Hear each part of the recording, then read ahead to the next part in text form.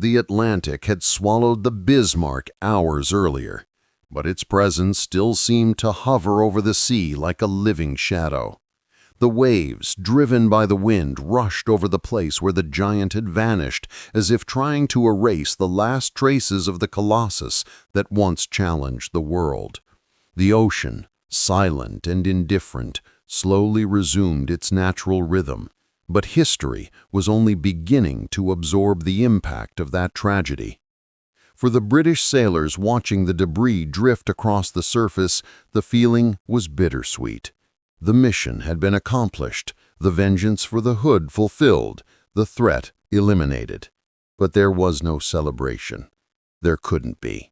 Before their eyes, twisted pieces of metal, oil stains spreading in wide slicks, and men struggling to survive in the freezing water were painful reminders that even victory carries the weight of moral loss. On the decks of HMS Dorsetshire and HMS Maori, rescue teams worked desperately to pull survivors from the sea, but the North Atlantic was merciless. Its icy grip drained life with brutal speed. Men who had survived explosions, fire, steel, and destruction were now fighting the cold, their muscles failing, their lungs burning with each strained breath. Barely more than 100 men were rescued, and even then, some did not survive long after being brought aboard. Yet for those who lived, the true nightmare was only beginning. Inside the British ships, the rescued Germans trembled from cold, trauma, and disbelief. They had spent days in absolute tension, witnessed the Hood's explosion, felt their own ship being torn apart, and now they were here, alive but shattered, unsure of what their future would hold. Some cried quietly, others stared blankly at the floor. A few looked at the British sailors with a mixture of fear and astonishment. Only hours before, they had been killing each other, and now these same men were their only hope. The British treated them with quiet respect. Warriors recognize warriors, even after the battle ends. Meanwhile, in Berlin, the news of Bismarck's sinking struck like an emotional detonation. Hitler received the report with a contained fury, almost disbelief.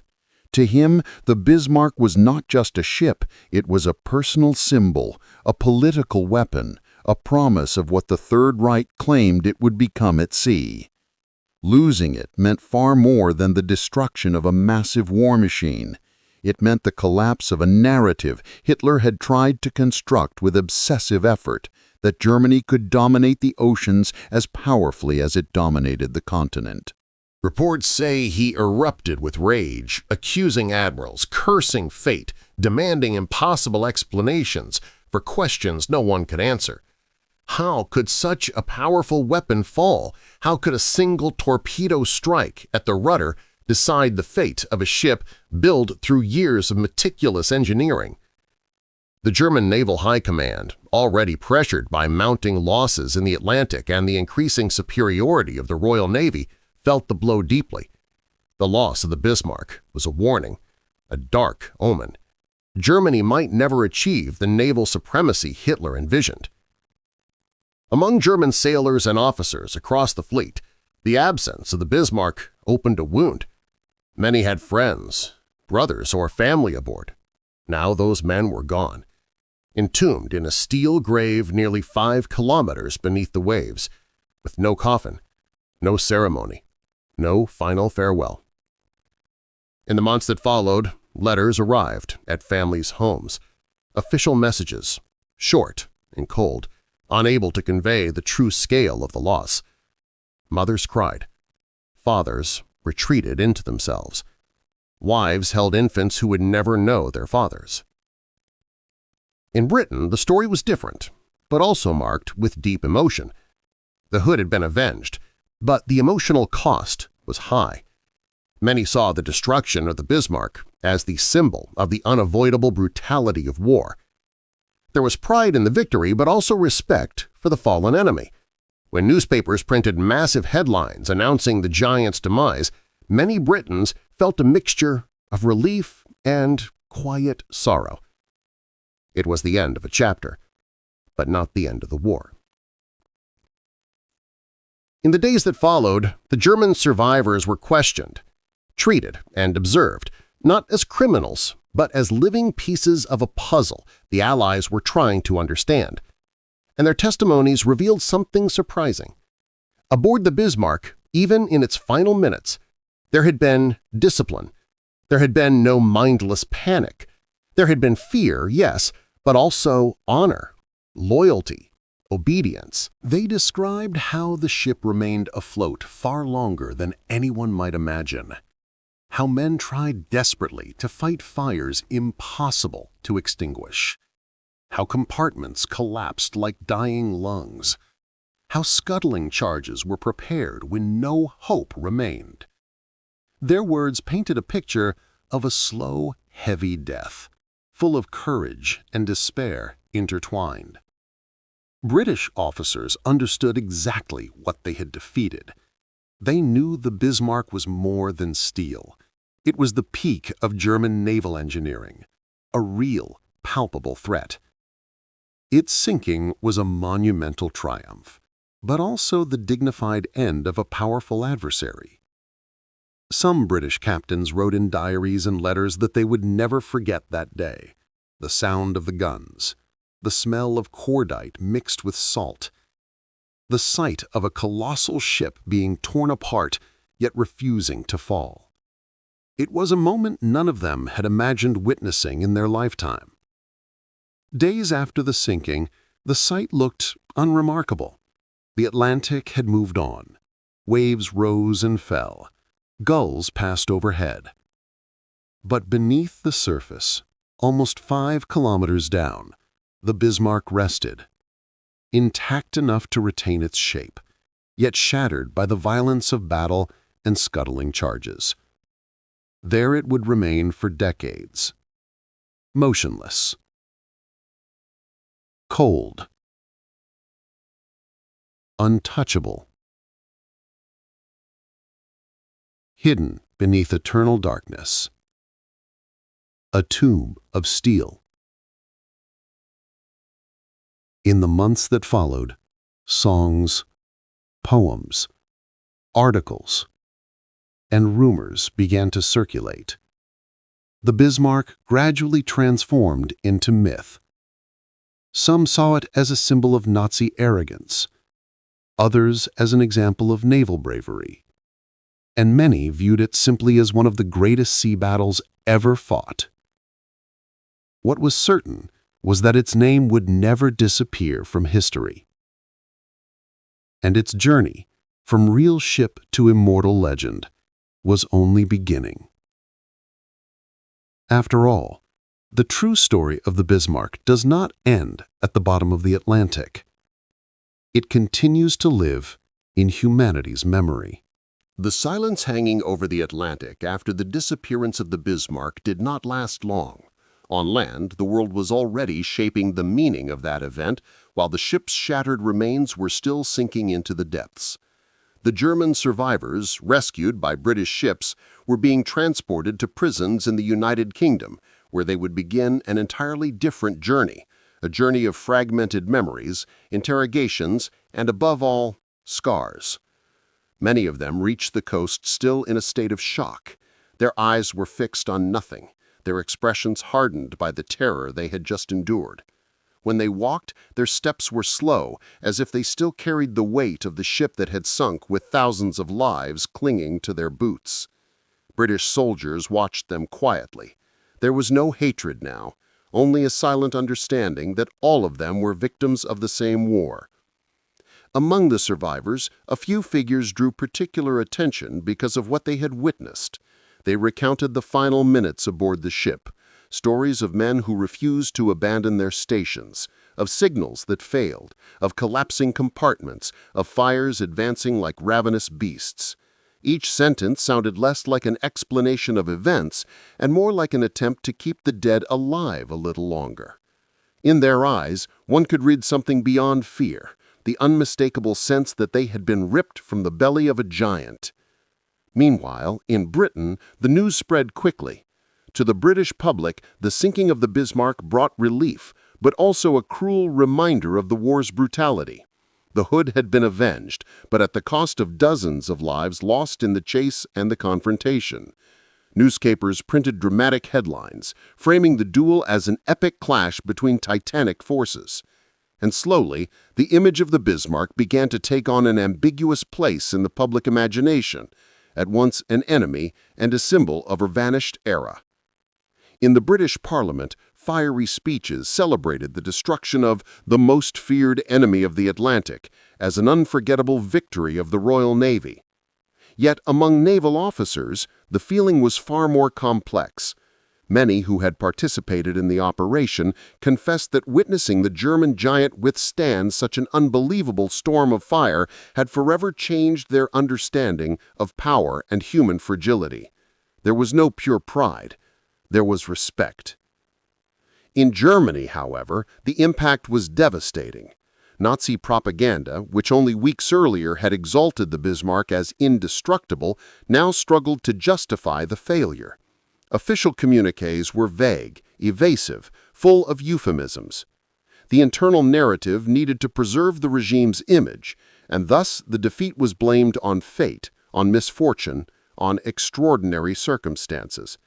But for the families of the sailors, no explanation could soften the blow. The entire nation heard the name Bismarck with pain. City squares that had once celebrated lightning victories on land were now confronted with the first major symbolic defeat at sea. And no matter how the regime tried to minimize the impact, the truth spread quietly. The most powerful battleship of Germany had been destroyed during its first offensive mission. As political, emotional, and military debates grew more intense, the Atlantic guarded what was left of the story.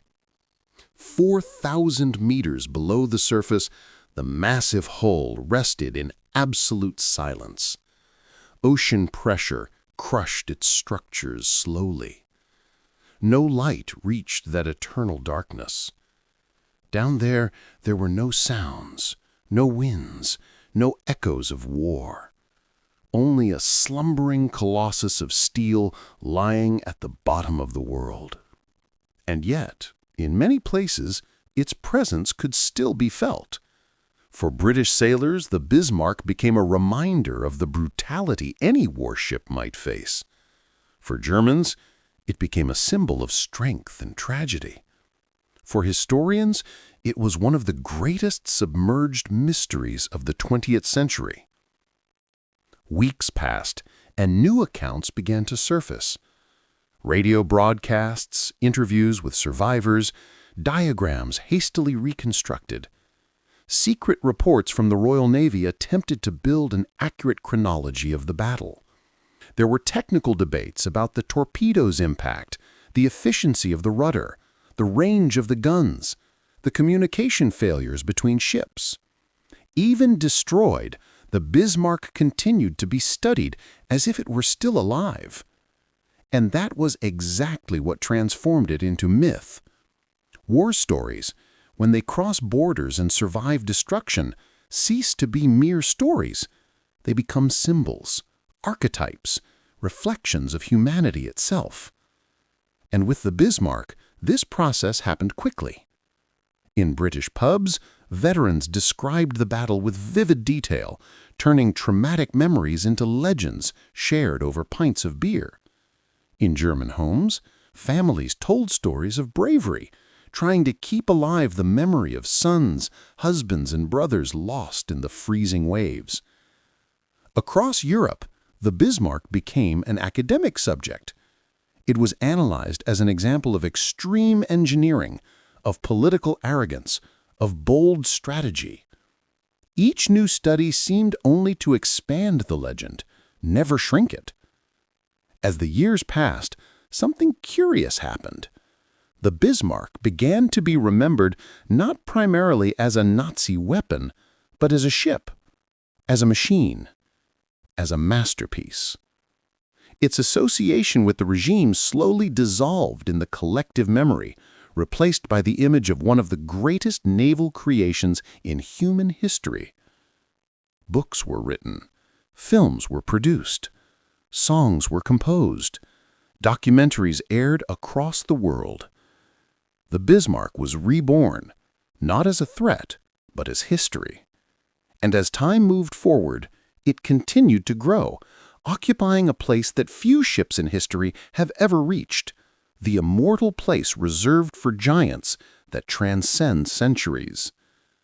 The myth was formed, but the Bismarck's journey, even submerged, was far from over. Time moved forward, but the name Bismarck did not fade. On the contrary, it seemed to grow, as if the depth of the ocean fed its aura instead of erasing it. With every passing year, new stories emerged. Some were technical, others emotional, and others almost mystical. The ship, though dead, began transforming into something greater than any weapon of war, an enigma. In the decade following its sinking, naval historians gathered documents, maps, and testimonies in an effort to understand every minute of the final battle with surgical precision. But the deeper they studied, the clearer it became that the Bismarck story was too complex for a single narrative.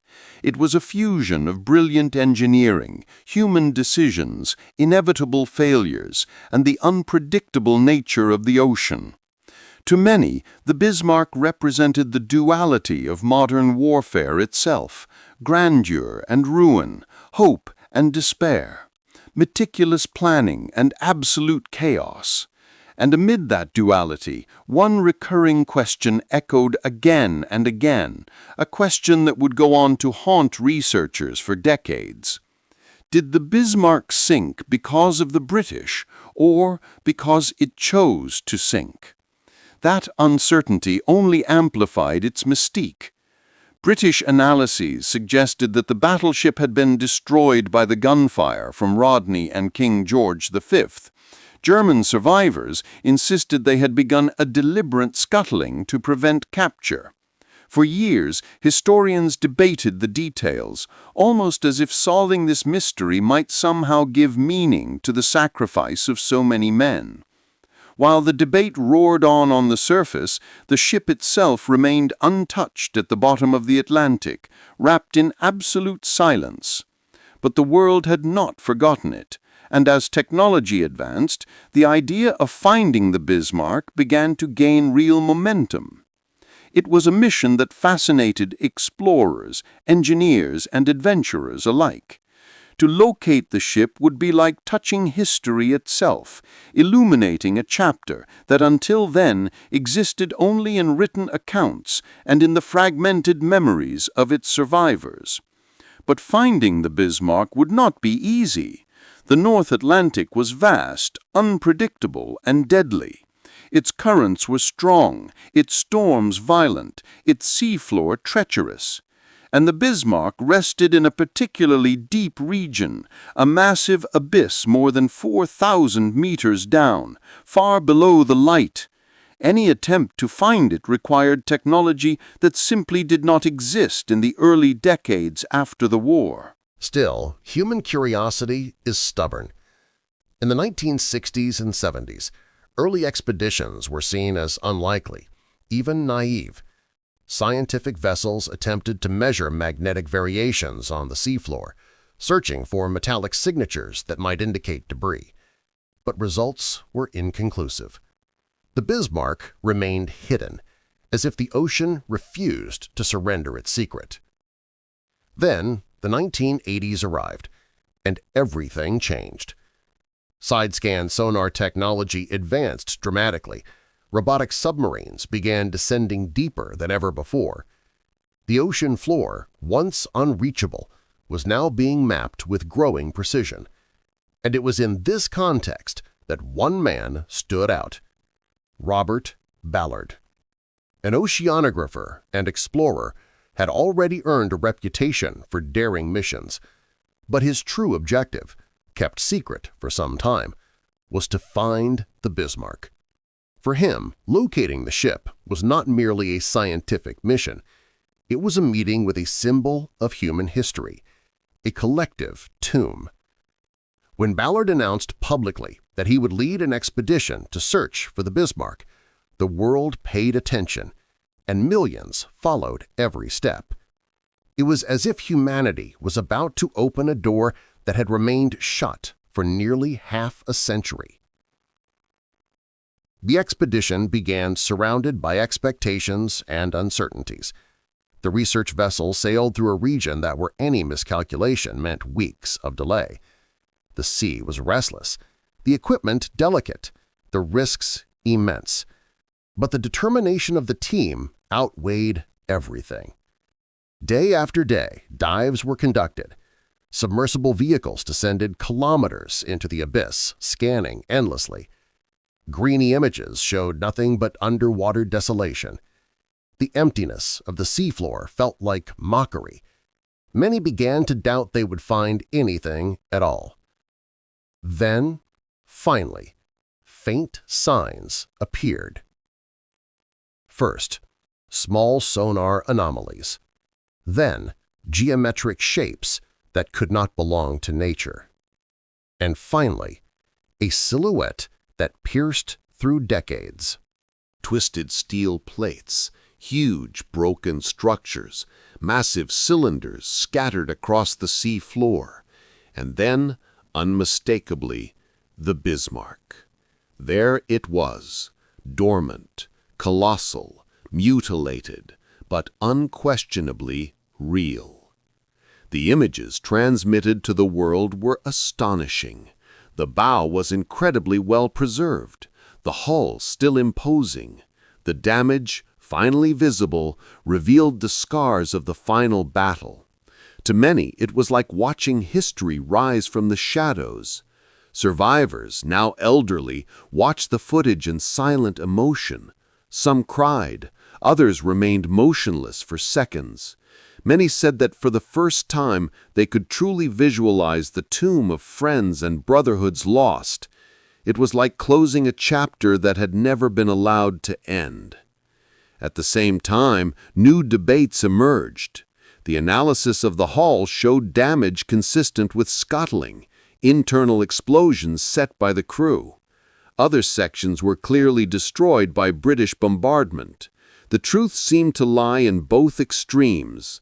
The Bismarck had been destroyed from the outside and from the inside.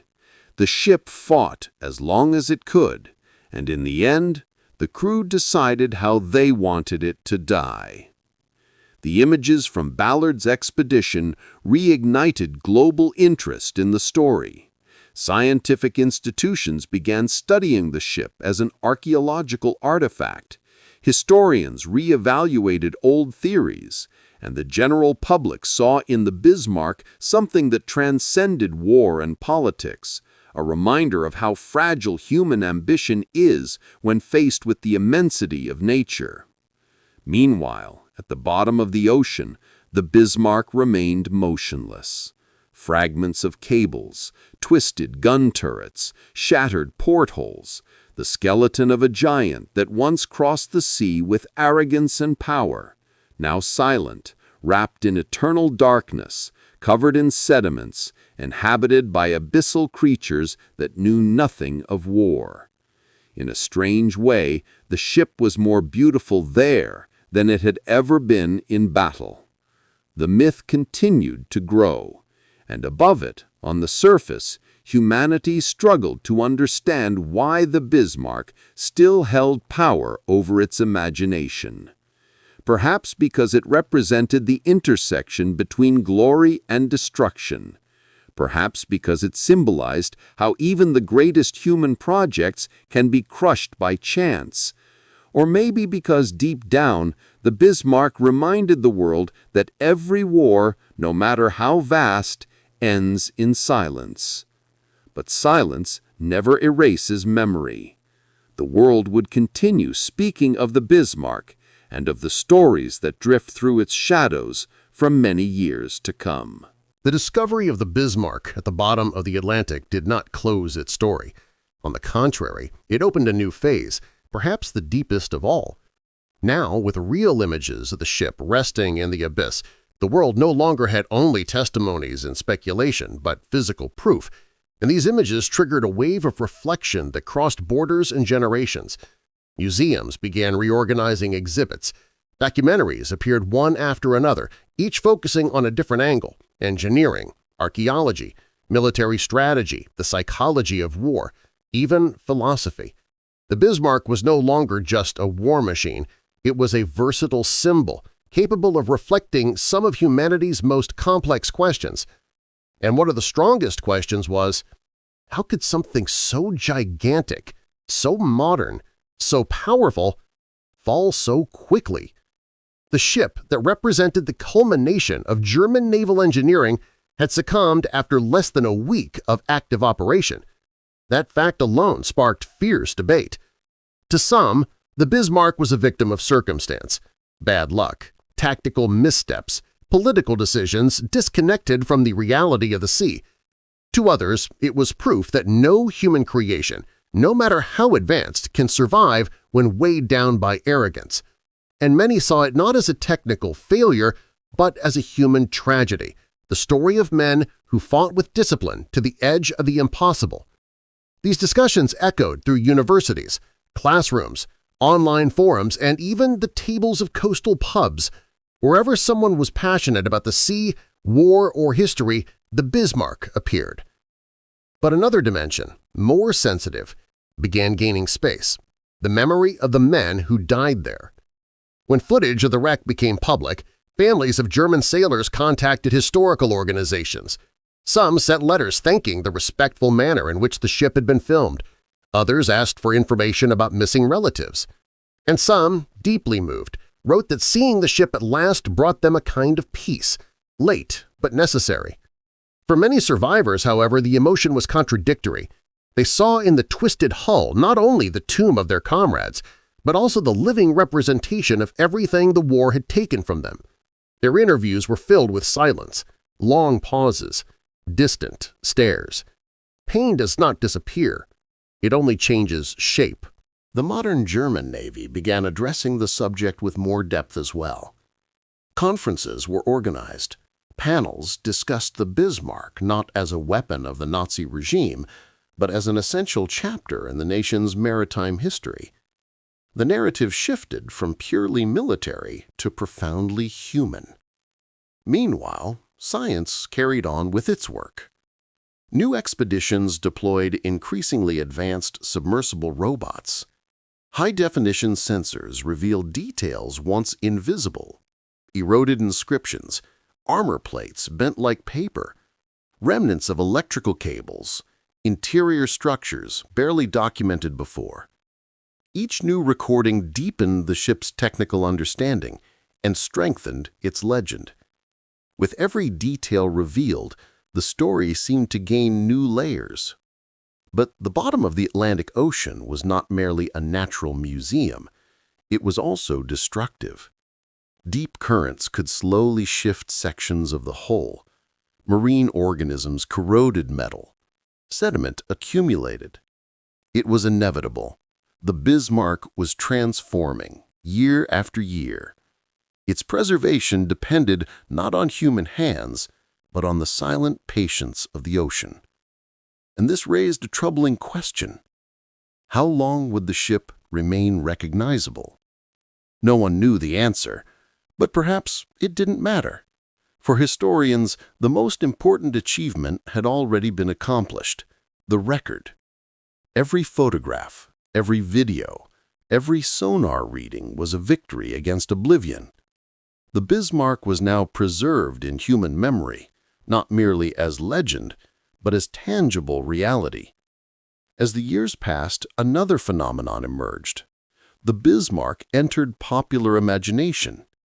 It appeared in films, books, TV series, strategy games, video games, and even in song lyrics. For many young people, their first contact with the name Bismarck came not from textbooks, but from modern media that reimagined its saga in electrifying artistic ways. Curiously, this worked like a bridge. A kid might discover the ship through a video game, and days later be reading real historical accounts, watching documentaries, researching naval engineering. Fiction became the gateway to the truth. In its own way, The Bismarck remained alive like that, captivating new generations with its monumental presence, even though it no longer existed on the surface of the world. Every decade brought new interpretations. Some historians saw the battleship as a symbol of the Third Reich's delusional grandeur, others as proof of German naval brilliance, others still as a classic example of the clash between technology and strategy, and some simply viewed it as the ultimate icon of the battleship era.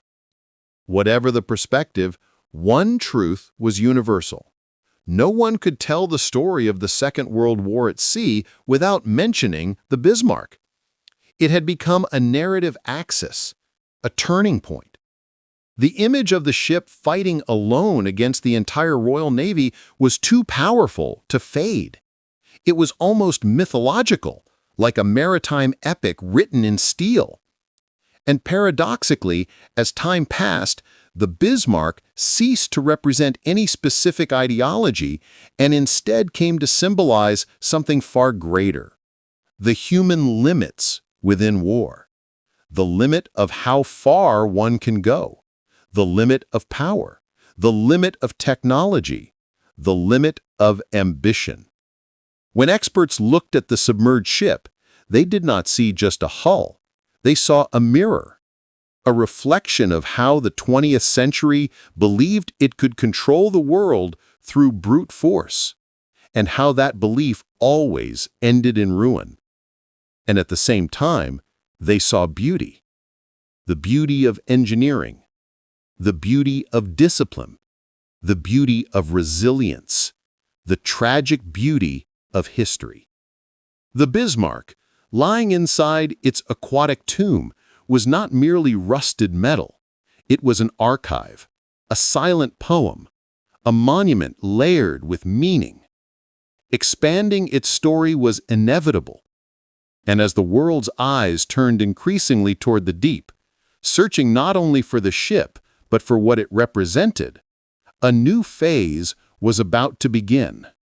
The phase in which the Bismarck would cease being only an object of study and become an object of reflection.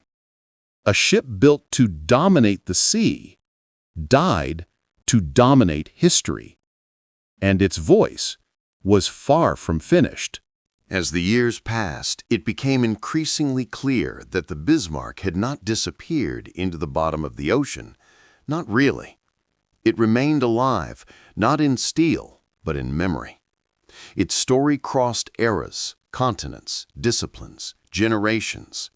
In museums, libraries, classrooms, online forums, and even casual conversations, its name surfaced like a persistent echo, carrying both fascination and warning. The ship that sank in 1941 was not just a submerged ruin. It was symbol. It was question. It was mirror. For historians, the Bismarck embodied the strategic dilemmas that defined the first half of the 20th century. The tension between technology and purpose, between pride and prudence, between innovation and vision. It was the perfect example of how an extraordinary weapon can become useless if not aligned with a sound strategy. And at the same time, it was proof that no amount of military power placed at sea can circumvent the forces outside human control: storms, errors, coincidences, and the decisions of a few men that alter the fate of thousands. For engineers, the Bismarck was a masterpiece. Decades later, its remains revealed extremely advanced construction solutions, impressive structural reinforcements, elegant hydrodynamic lines, armor designed as if anticipating the future. Every submerged section was analyzed as if it were a technological fossil, capable of teaching as much as a modern laboratory. For contemporary Germans, it became a sensitive chapter. It was not celebrated as an instrument of Nazism, but acknowledged as a milestone of the country's naval engineering and as a memory of the men who served, many compelled by circumstances far beyond their control. Modern Germany viewed the Bismarck with a mixture of technical respect, historical sorrow, and moral responsibility. For the British, the battleship occupied an ambiguous place. At once enemy and catalyst of national courage, it was remembered as the adversary that cost them the Hood and forced the Royal Navy to mobilize its full strength. The pursuit of the Bismarck became an unavoidable military lesson, and its hunt was studied as one of the most intense naval operations in history. And for the rest of the world, it became myth. War historians called it the last giant. Analysts described it as the peak before the end of the battleship era. Poets and writers saw it as an epic tragedy forged in steel. The story of the Bismarck surpassed fact. It became narrative, one of those stories so enormous that they cease belonging to the nations involved and become universal heritage. And that universality expressed itself in unexpected ways. Fathers took their children to exhibitions and said, "Look, this is the ship that faced 5 task forces at once." Veterans shook their heads at the footage of the wreck and murmured, "No one should go through that." Young technology enthusiasts admired digital models and marveled, "This was built more than 80 years ago?" And above all, a question always emerged. Why? For what? Was it worth it? Had the Bismarck survived, its story might have been simply that of a powerful ship. But it sank, and thus became a monument. Death turned it into a symbol. Destruction elevated it. Tragedy gave it a voice. A voice that said that greatness without purpose is ruin, that power without wisdom is self-destruction, that engineering without humanity is empty, and that war, no matter how glorified, always exacts its price. Over time, a silent consensus formed among historians, sailors, and thinkers.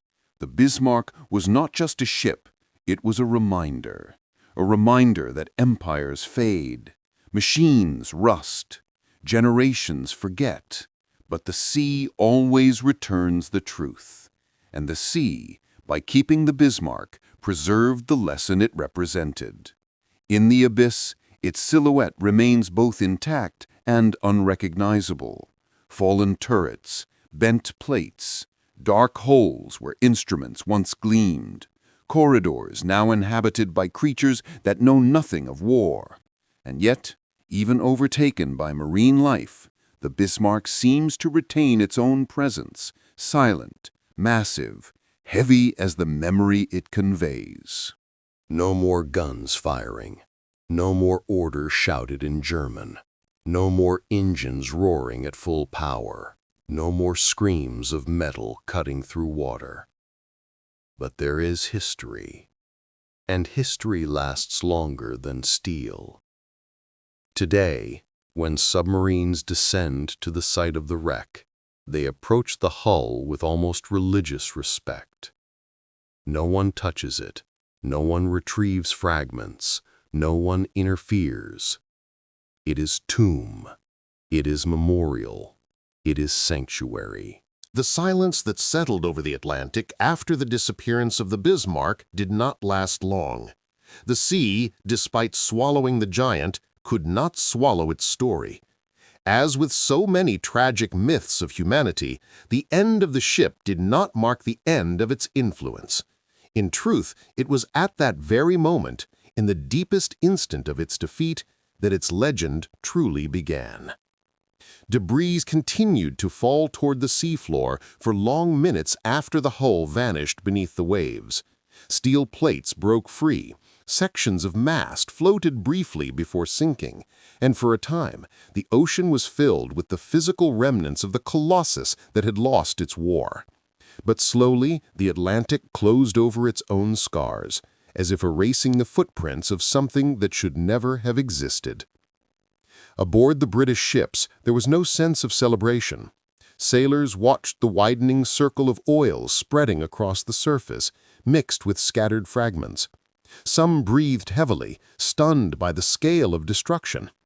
Others, sunk in silence, understood wordlessly that they were witnessing the end of an era and the inevitable birth of a symbol. In London, the news arrived like an electric shock. The Bismarck was destroyed. The Royal Navy, still wounded by the loss of the Hood, reacted with a complex mixture of relief, justice, and melancholy. The country celebrated, yes, but always with a shadow behind the triumph. This victory did not erase the tragedy that preceded it. The Bismarck had become, at once, a defeated enemy and a somber reminder of how war exacts its price from every side. In Germany, news arrived late, filtered through propaganda and the regime's ritual need to preserve morale. Hitler exploded in fury when the truth reached him, not only because of the military defeat, but because of the psychological blow. The Nazi regime had presented the Bismarck as invincible, the material proof that its vision of absolute power was achievable. Now, faced with the raw reality, all it could do was attempt to disguise the loss. Some within the high command tried to blame fate, weather, intelligence errors. But no one could escape the central fact: even Germany's largest and most feared warship had succumbed. The message was clear to allies and enemies alike. No symbol, however powerful, stands above the ruthless logic of war. In the weeks that followed, rumors spread across Europe.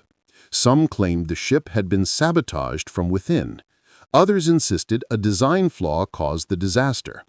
Stories surfaced in bars, in fields, in ruined cities, in busy ports. Even without the internet, without global media, without instant communication, the Bismarck crossed borders as if it were alive. The ship, now resting nearly 5,000 meters deep, became a ghost that refused to be forgotten. As the years passed, the war raged on with brutal force. Thousands of other battles unfolded. Europe changed shape entirely. Regimes collapsed. Cities were rebuilt. The world transformed. But the Bismarck remained a specific scar on the collective imagination, a reminder of how pride can sink as quickly as a punctured hull. For the survivors, few, traumatized, marked, the days that followed were a mix of shock and confusion. Some were rescued by British ships and treated with surprising humanity given the intensity of the conflict. Others vanished into the sea without leaving a trace. The testimonies that survived formed a mosaic of fragmented memories. Some recalled the metallic groan of the tilting hull, others the screams carried away by freezing wind, others the lights disappearing one by one as the ship descended. These accounts became priceless documents, fragments of a story that many would try for decades to fully understand.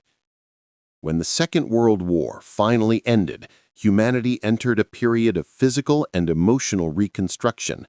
Amid ruins and new hopes, some stories stood out as uncomfortable reminders of what had been lost and of how war turned symbols into tragic legends. The Bismarck was one such story. With time, technical obsession for the ship grew. Engineers studied its numbers, its armor, its power. Historians reconstructed every move of its single operation. Model builders recreated its structure with almost religious precision.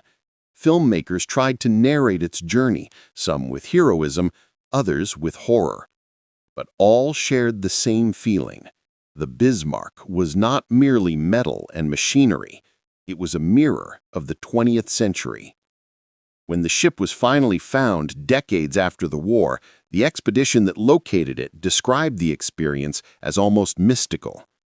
There it was, lying on its side, its form intact in its magnitude, but broken in spirit. The hull seemed asleep, covered in sediment and the eternal silence of the deep. Scars of battle remained visible: explosion tears, twisted plates, immense wounds carved open by British bombardment. Before the images, many scholars felt something they never expected: empathy. not for the war machine itself, but for the lives it carried, for the men who fought within it, for the stories trapped between its deformed walls. The ship seemed to hold not only its destruction, but all the meanings war cuts and stitches without mercy. Across the decades that followed, the Bismarck took on a unique place in historical memory. It was not remembered merely as a weapon, nor as a Nazi symbol, nor as a technological marvel. It was remembered as a monument to the human paradox, our ability to build something extraordinary and to destroy it with the same intensity. And as the Bismarck became a subject of study, memory, documentary, book, film, and discussion, it also became a silent reminder, hidden in the ocean's depths, of everything humanity is capable of when power overrides reason. In the end, the steel giant remained where it fell, untouched, motionless, eternal in its rest. But its story continued to float forever on the surface, because, unlike ships, sun stories do not sink.